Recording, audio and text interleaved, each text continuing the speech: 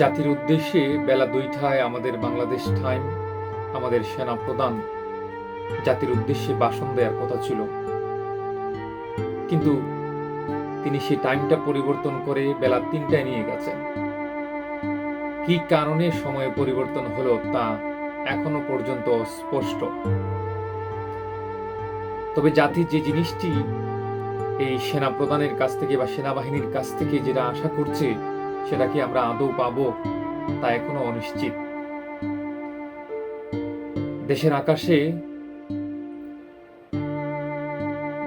Helicopter উড়ে মানুষের উপর সেই বিষাক্ত পানি দিয়ে যাচ্ছে, আর মানুষ নিচ থেকে হাহাকার করছেন এবং আহাজারি করছেন, যেটার কষ্টে বুক ফেটে যাচ্ছে। আজ সেই স্বাধীন বাংলা কেন এই যুদ্ধের রণক্ষেত্রের মতো দেখাচ্ছে? ঢাকার শাপলা চত্বর মনে হচ্ছে যে কোনো এক যুদ্ধময় স্থান তারা বিজয় করে নিয়েছেন। সেই সাভার মিরপুরের দৃশ্য দেখলে মানে কি বলবো, যে নিজের বুককে আসলে ধরে রাখতে পারছি না। কেন এমন হয়ে গেল আমাদের স্বাধীন বাংলাটা? আমরা কি এইটাই চেয়েছিলাম?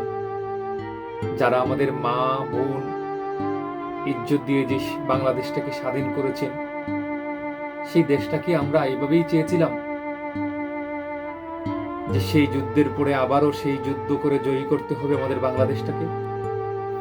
তবে হয়তো আর বেশি দেরি নয়।